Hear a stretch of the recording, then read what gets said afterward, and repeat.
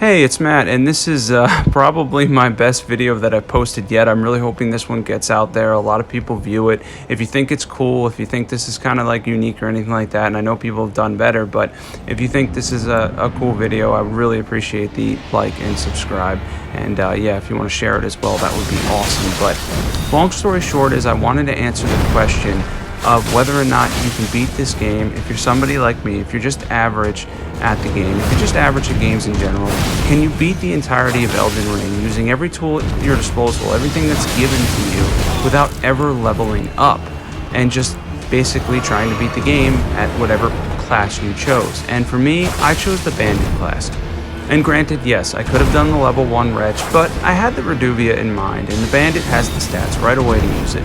So I figured in the beginning of the game it would be a nice relief to just take the 4 extra levels and yeah, use a weapon that honestly I really never used much and I thought was kind of cool. Because you got the Reduvia Bloodblade, which actually causes, a good amount of bleed, and it does a good amount of damage as well as you start to level it up. It's not going to give you to the end, it's not going to do much for the end game, but it's going to get you through the early and some of the mid game as well. It really does have its uses. So the first fight that we go through, and we're not leveling up, is Margit. But Margit is not too difficult, and Margit's not too difficult because basically he's meant to be fought at level between 20 and 30, so when you go up here, you're not going to have a crazy difficult time if you know what you're doing.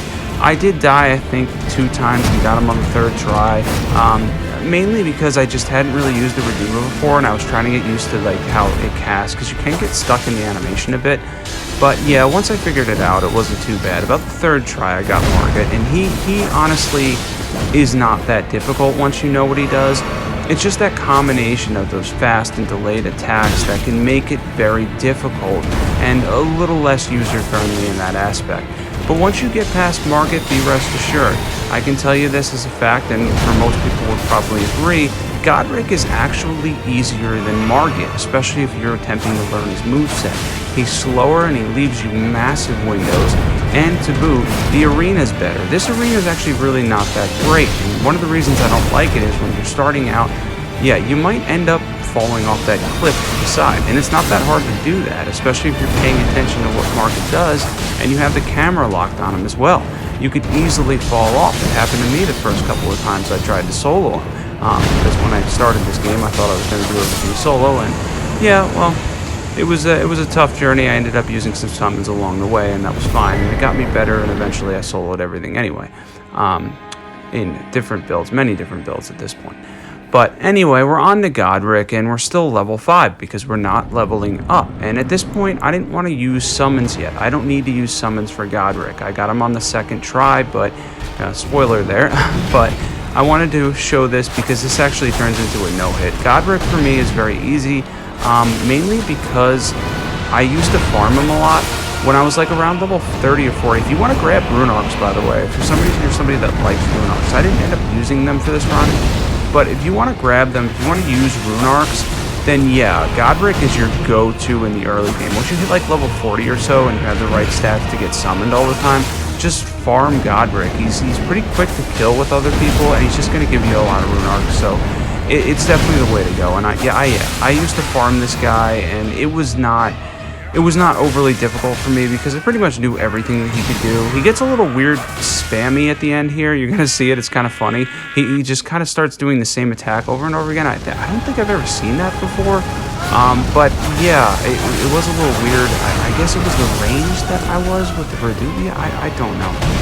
But yeah, he just kind of starts jumping on me, and it's kind of funny, to be honest.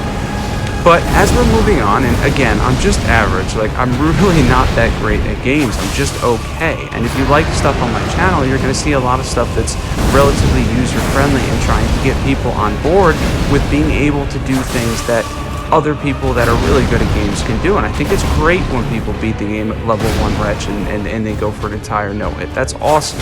But that's not really my skill set. I'm not going to get that. That's not going to happen for me.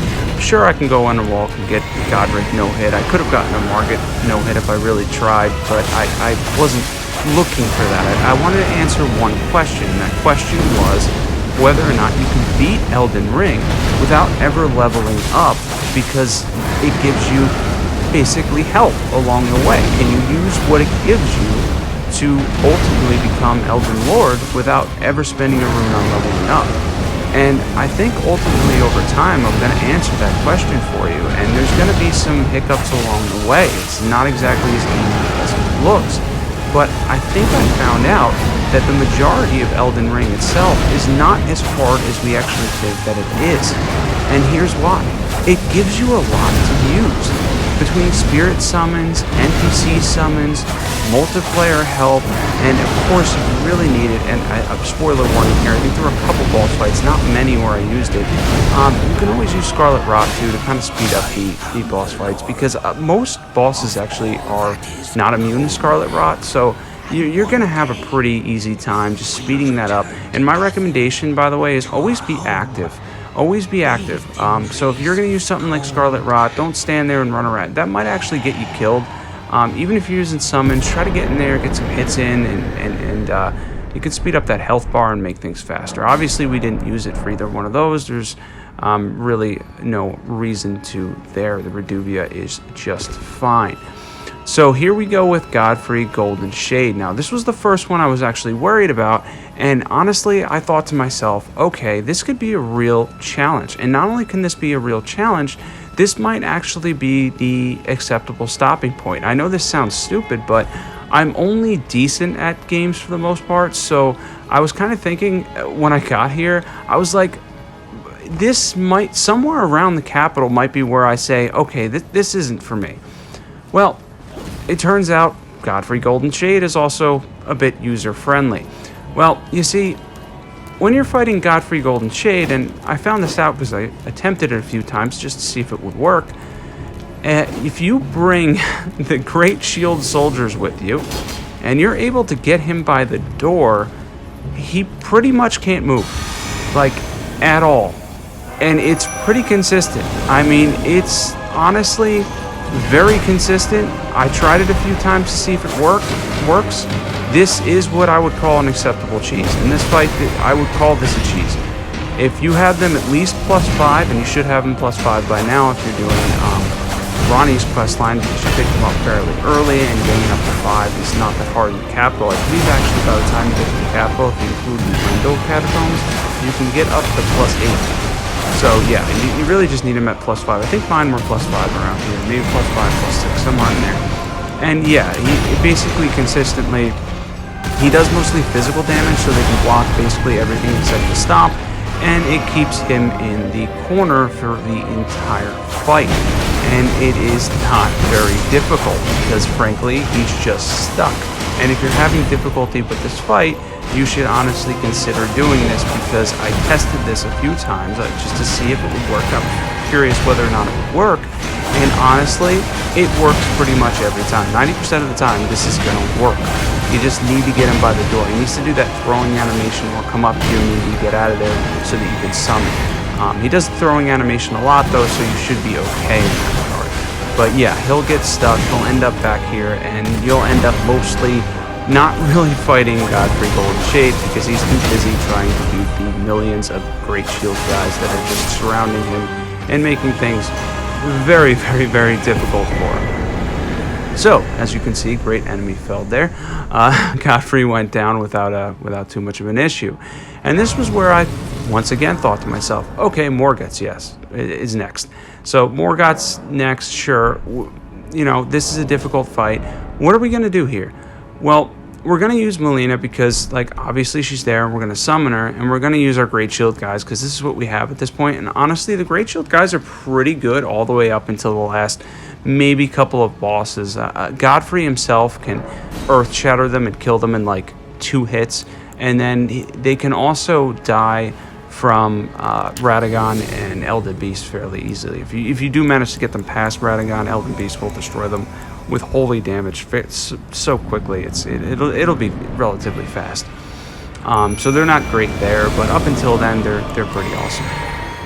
So we bring them out here, and we're going on to face Morgott, who has a combination of fast and slow attacks, even more so than Margit. He's actually obviously an upgrade from Margit, and his attack patterns are much alike him, but they're faster, with slower animations mixed in that are going to be a lot more high damaging, meaning that I basically can't get hit by that hammer slam. So the thing about him in this fight that we got to do, and again, we're not leveling up, so we're still level 5 at this point, is we need to make sure that we kill him fast. That was my number one goal when it came to Margit, was speed.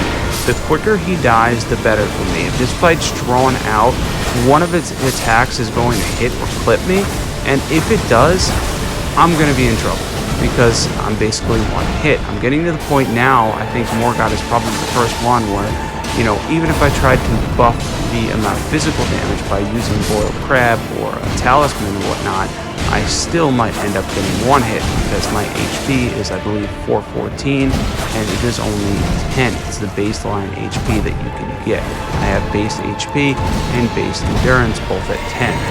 The only advantage for the bandit is really in dexterity and arcane, which I believe it is 13 or 14 respectively. So yeah. But anyway, as we move forward, I'm still thinking to myself, is this possible? Can I do this? I'm honestly, I'm okay at games. Like, I'm just alright. Like, I'm decent, but, like, is this something that I can really do? Is it possible for me to go forward and beat this entire game without leveling up? Is Elden Ring that user-friendly to be able to go in and kind of not only manage the game without leveling up, but also using all the tools at your disposal to make it so it's not frustrating. And up until this point, it hadn't been. And Margit, it wasn't really either, because it's going to give you a lot there. Melina's actually a really great summon. She's excellent, to be honest. As long as you don't let him gang up on her, like, as long as he doesn't, like, do a total gank and just beat her up completely the entire fight, she's gonna last. She's really durable, and she heals, and she also does a fair amount of damage as well. It is unfortunate that she's holy damage though, because I think he's pretty holy resistant, but yeah, she does fine, and she's got that projectile that pretty much hits every time, so that's pretty awesome. The Blade of Calling or whatever, and that's a fairly good weapon, by the way. It's pretty unique. It shares the same animations with the Black Knife that you get from the Black Knife Assassin in Atlas Plateau, and the Blade of Calling you get before the Forbidden Lands. You can actually get her weapon pretty much right after this fight. So we're moving on though, and I'm still asking myself, it's me, like, is this really even possible at this point? Like, I don't know. I had no idea. I'm like, I'm level 5, I'm just gonna go with it. And you know, my name, you might notice, I don't know if it comes up on here, was actually called Mog or Nothing, because I had this original idea that I posted on Twitter, and I got some responses on 2 different things, and one of them was whether or not you could beat the game by only using the levels from Mog. So basically get the 655,000 from Mog to level up as much as you can, which I figured out, I did the math one time, I finally figured out that it would get me about level 70, and then beat the game only beating Mog. And that was what I was going to do, because apparently people answered the question, and that's what they wanted me to do, and I guess eventually we'll do that. But yeah, it's just kind of funny to me. That's what my name ended up being. But as I moved forward, it turned into something else, because I started to realize, like, this is beatable at level 5. This is beatable at a base level for basically anyone, up until the final fight. And we are going to talk about that. We have to talk about Radagon and Elden Beast. We can't get past this video without talking about, you know, our favorite, you know, Barney's cousin, and you know, Radagon, who is, you know, fine until he gets to about 20% health and decides to spam everything that he possibly has at you. Yeah, it's ridiculous. By the way, I do want to mention that I didn't use Bloodhound Step for any of this game up until the final fight. I had to use it for the final fight. I don't really like using it. I get where people say it's overpowered, but when I got to the final fight, I got frustrated. I had to use Bloodhound Step. I had to use everything at my disposal. I used, you know, some summons as well and stuff along the way, because it was ridiculous. But up until then, I didn't actually need it. My dodging is not great, but it's decent enough, and I like the regular classic roll dodging. Bloodhound Step, though, obviously it's very, very, very good, and it's something that I definitely grabbed and did grab for the final fight of the game. So, as we're seeing in Castle Sol here, we have pretty much no trouble with this guy. This guy only took me, I don't even know how many tries, maybe like 2 or 3. It wasn't that many. I didn't spend much time here.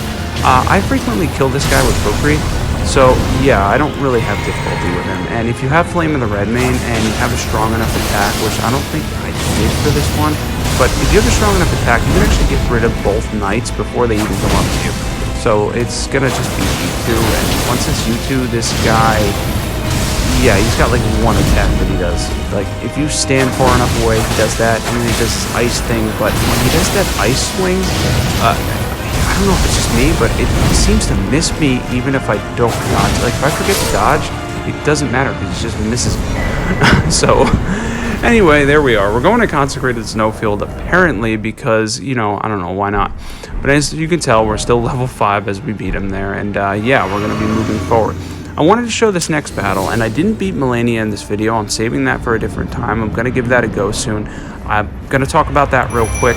I didn't want to do Malenia because I didn't want to get stuck on her and then get stuck on Elden Beast as well. I knew I was going to have a hard enough time with Elden Beast, and this is about the main game, so I wanted to save that, and I'm still level 5 now. Spoiler warning there. So, yeah, she will be done at a different time. I can still get to that. It's all opened up, but I didn't even go in or attempt to fight her because I didn't want to get involved with that when I was trying to answer a question about the main game. I just showed this Loretta fight because it ended up sort of being a cheese like Godfrey Golden Shade. Apparently, these Great Shield guys are really universally amazing, and I know you're going to be like, hey, Matt, we kind of already knew that. Well, I hadn't really used them that much, to be honest. I've been soloing a lot of stuff lately with the appropriate levels, not at level 5. But yeah, I didn't really use them too often, so I didn't realize they were this like spammy. I mean, they just go up and they make your life so much easier. And I gotta say, after this fight, this was probably the most disappointing one rune-wise, because she just gave me like 200,000 runes, and I was sitting there like, I can't level up. Like, this could get me to like level 50 and I can't do anything. And I'm just sitting there thinking like, what am I doing here? Like, I got 200,000 runes and I can't spend it. I can't spend any of it. But yeah, she wasn't very difficult at all. She's not usually that difficult. Her magic damage, by the way, if you're doing a regular playthrough, just get the Spell Drake Talisman or whatever it is. I think you can combine that with the Pearl Drake Talisman. You can negate a lot of her damage. And even use magic fortification as well. I think that also stacks, and you might be able to get up to like, I don't know, 70% reduction or whatever, and then she's gonna do like not a lot of damage to you. But as you can tell here, she just does not do too well with the Great Shield soldiers. She tends to just get ganked, and they once again show the power of the Great Shield soldier. And we move on to the Godskin duo. Why are we skipping the Fire Giant? Good question. Well, I recorded the Fire Giant, and I did have to rod him, and I did have to use Alexander as a summon, but my Xbox ended up recording only 7 seconds instead of 5 minutes. It does that every once in a while. I don't know why. I wasn't able to get the Fire Giant fight. It did take multiple tries, but once I got down to it, I had to, in the first phase, use the Reduga for the bleed, and did rod him obviously in the first phase because I didn't want to get stepped on, and then I rotted him in the second phase and used Alexander to stun him while kind of just hitting him with bleed at the same time, and it sped it up, and the second phase of the fight ended up being, I think, under a minute. So anyway, moving on, here we are at the Godskin duo, and obviously we're going to use Knight Burnell, because why wouldn't we? We're using every tool at our disposal. The question of this entire video is whether or not a regular average gamer with everything that it gives you can beat this game without ever leveling up. Like, how hard is Elden Ring? Is Elden Ring really that difficult? Is it as difficult as we think that it is? And honestly, I was starting to think as this fight went on, it might not have been. It might not be as difficult as we think it is, because it gives you a lot to use at your disposal. As you can see here, as the bleed's doing good damage, and I initially put the rod in to kind of press him down, I was doing a substantial amount of damage, and as you can tell, I'm always active. I do stay back and stuff when I use summons, and I am cautious, but I will always be active. I'm always going to try to get my hits, and I'm not one that's just going to stand there and hope the boss is getting killed. That is not me. I know some people are against summons, but I'm level 5 here. I'm going to use summons.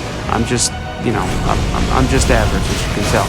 So yeah, but I want to fight, and I will always fight, and I will never kind of just hang back and wait. Now, if the boss has like a slither of health and he's caught up with somebody, maybe then I'll be like, okay, that's fine. But for the most part, I'm gonna get my hits in. I gotta get my hits in. I gotta play. That's the whole point of the game. After all, we gotta get in there and play, and we definitely gotta fight a boss that is fairly weak to bleed with bleed, by the way, and they do really. The Reduva Bloodblade does fantastic here for the most part, so definitely is really, really good. But yeah, we used Knight Rennela, we used the Great Shield Soldiers, and we got through this fight without too much trouble. And honestly, at this point in time, I was starting to get confident. This was where I got confident, because why was I confident? Because I can solo the next fight. Because if you have Flame of the Redmane, Malekith, however you say it, is not that difficult. He's actually really easy. He's trivial with it. And I'm going to show you that video soon.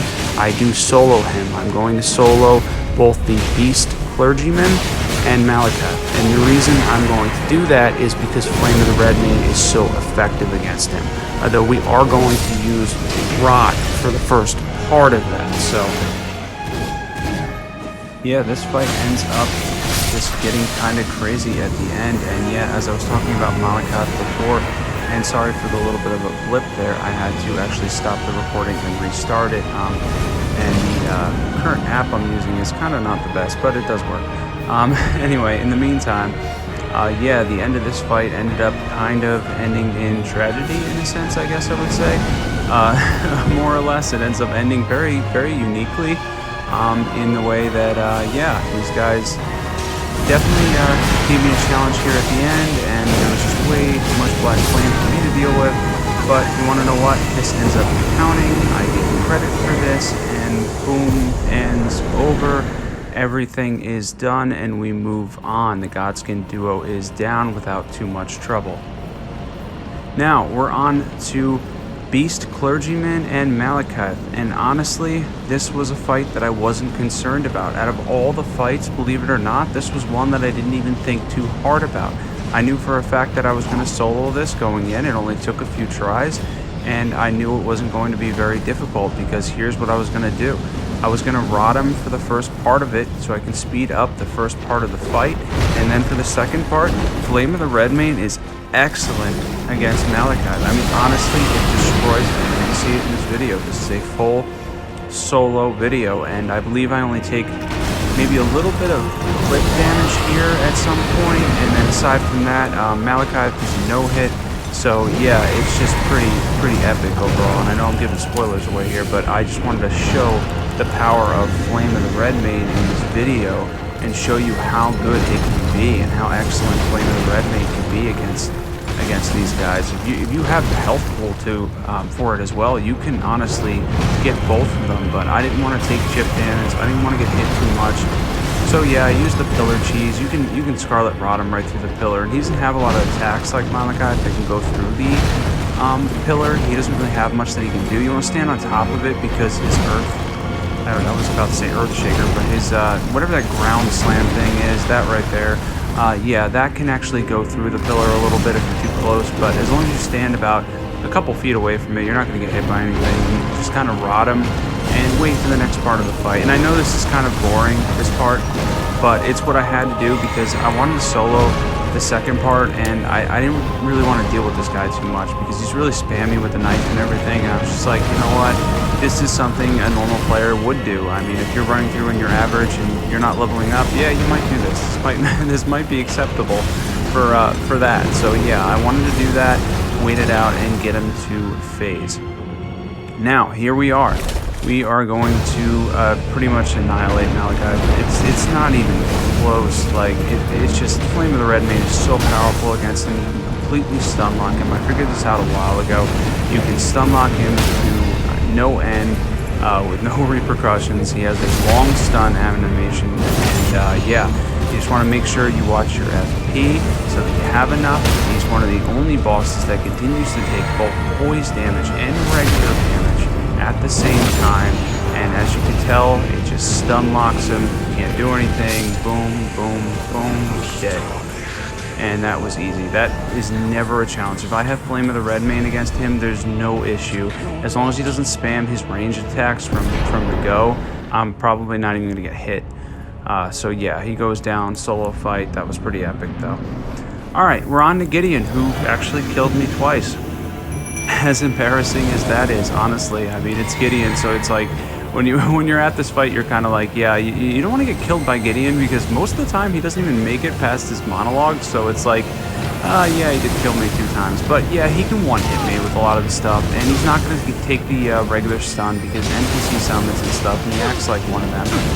Or if you're in multiplayer, he kind of has that same kind of, I guess, mechanics to him, so he doesn't do the normal stun. You're just going to get a lot of damage in, and that's going to be the long and the short of it. So yeah, it took like 3 tries to get the feel for it, and I did use the Great Shield Soldiers for this because they're really good against him. They kind of gank him, and they don't give him much of a chance to do anything. He's going to be able to heal, but it only brings him up halfway, like half health, and he doesn't have a high health pool. He's a mage, so it's nothing overly crazy. It's not too bad. Honestly, I don't even know why this is the 3rd to final boss. I guess 3rd, 4th, depending whether you count the last as 2 or 1. But yeah, it's just, he seems so misplaced. It's kind of like all of a sudden he's evil, and then yeah, it's just weird. But anyway, Gideon goes down without too much trouble, and we're on to Godfrey, who honestly is probably my favorite boss in the entire game. I enjoy fighting Godfrey so much because it reminds me of Dark Souls. I love the Dark Souls series. I'm a huge fan of it. I even may end up doing some videos on Dark Souls 3 in the future if people that subscribe or like my channel are into that as well. I have played Dark Souls 3 a ton, and I enjoy it so much. And why does this remind me of that? It reminds me of that because in Dark Souls 3, whenever you got killed, most of the time you didn't feel like you got killed because it was cheap. What you felt like was you got killed because you missed a beat. And that's something I think that Elden Ring is missing a little bit, and that is a little bit disappointing when you go back and you look at that. It is kind of frustrating that a lot of times you get killed and you're going to be like, well, that was just cheap, or you spammed me at the worst possible time, or like it just did something really weird and you died. And there is a lot of that in Elden Ring, way more than the Dark Souls series, in my opinion, at least. Though there's definitely some cheap bosses in the Dark Souls series, obviously. But for the sake of Godfrey, we got to give him credit here. He acts pretty fair. If you die, it's probably because you missed a beat. I mean, he literally is very well balanced. It's probably one of the most balanced fights in the entire game. You can use so many different builds that are effective on him. As long as you're not greedy, this guy, you can take him down without too much incident. And obviously you need Great Shield guys. The one thing you don't want him to do is the Earthshaker, because if he does that, that'll take like half their health off in one shot. So you want to try to stun him or get him not to do that, because that will chew them up. And then yeah, he's not too difficult. We're gonna do a lot of hopping at the end here because yeah, eventually you got to do a lot of hopping. That's the one thing with him, but it is fair. You can say that definitely is fair. But yeah, after some hopping and total misstep on my part there, misread, because I did realize that I didn't realize I had no FP, so I went up and tried to make one of the red main. Didn't work, obviously. Did some hopping. Final 2 hits, and we take him down. And then we're starting to answer the question of whether or not an average gamer, like somebody like myself, can beat Elden Ring without ever leveling up. And the question is, how hard is the game actually? And we're starting to find out that up until Radagon and the Elden Beast, it's actually really user-friendly. But here we are. We're at the biggest wall of the game. We're at roughly, by the way, about 30 hours almost at this time. So, as we go into Radagon and Elden Beast, I knew it was going to be a challenge. I actually dreaded this. I'm not a fan of this fight. I think this fight is relatively cheap. They're both really spammy, and I find them, frankly, to be kind of annoying. I don't enjoy the final fight in this game, and if you see my other videos, you watch anything that I've done before, you'll realize that I'm in no way, shape, or form a fan of the final boss fights in Elden Ring. And I say boss fights because there's 2 back to back, and it just feels like a lot. It feels way too spammy. I get it, it's all holy damage. You know, if you're leveling up, you can use Lord's Divine. I wasn't able to do that I used regular divine fortification for chip damage, but yeah, it was this was brutal, to be honest. This took like, I think, 8 or 9 hours, and I did some things. I went back and I did a whole bunch of, like, you know, random, like, running around and collecting stuff and grabbing stuff, and I got bloodhound stuff, and I did a couple different things that kept my mind occupied in the meantime, because at one point I just took a full-on break. But it probably honestly took a good 6 or 7 hours of just trying this, and even with Tish. And there's this misconception about Tish where people will tell you that never use summons. They'll be like, oh, she can solo. No, she can't solo both of them. I've tested this before, and I can tell you now, after literally a few hundred tries, that if you let her solo Radagon, and she might be able to get him like more than half the time, she's gonna have no health for Elden Beast, and she's gonna die immediately. As soon as he comes on, you're gonna be left with Barney's cousin at full health. So yeah, it's bad. It's rough all around, and you're going to need to be active. That's how it comes down. You might get some random 1 in 1,000 lucky RNG with Tish, I guess, but I just don't see that happening per se. And honestly, yeah, it's just, this is a brutal fight, and in order for summons to last, you're going to have to be involved, no matter what the summon is. So the first thing we want to do with Elden Beast is we want to get him stunned, which takes about 4 Flame of the Red Mage. It's probably the most of any boss in the entire game. And yeah, he takes a ton, but the first thing you want to do is get behind him and get that stun. Maybe hope that Tish throws a thing. I don't think she threw it there, though. And then bring him down, hit him, keep the poise damage up. That's the #1 thing. Because my goal always with Elden Beast, if I have Flame of the Red Mane, is if I can stun him while he's doing or before he does Elden Stars, it's like perfect. At that point, I'm pretty much confident that I have it. That is something that I really, really try to do. If he ends up too far away, though, it changes the game. But if he's on top of you and you can stun him, you might as well do it, because it's really just the way to go. I mean, it takes him a long time to cast Elden Stars, and as you're going, you can end up just doing immense damage and stunning him at the same time. You might even be able to stop him from doing Elden Stars. And yeah, you can kind of just change the end of the game, course of direction for him. But even so, he is very spammy at the end, so you don't want to be around too much at the end, hanging around with him and trying to, go in the arena and fight him too much for too long. Because at the end, he gets very, very, very spammy. And he gets very spammy in the sense that, like, he's just going to hit everything. It's almost like the game just wants you to lose at that point, and he's just going to spam everything possible. I mean, you might get I've had it where I've had the Elden Stars, 3 rings on me, and throwing the blades. Like, it's just so ridiculous. And as soon as he's done with the blades, he's bringing fire, and it turns into a whole, full, giant spam thing where, like, you just have to deal with just nonsense. And like I said, that's why I'm not a huge fan of the final fights in this game. So as you can see, he does Elden Stars here, and we do end up getting the stun on him.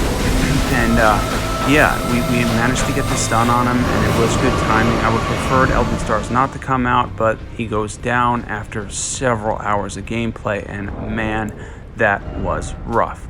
So our final time is around 39 hours. It was only about 30 before Elden Beast. Yeah, that was brutal. And this is the equipment that I used here, and my level being 5 and all that. And yeah, I think I answered the question. Can your average gamer beat Elden Ring without leveling up? Yeah, I think you can. And I think it's very user-friendly up until the final boss fight. I hope you enjoyed the video.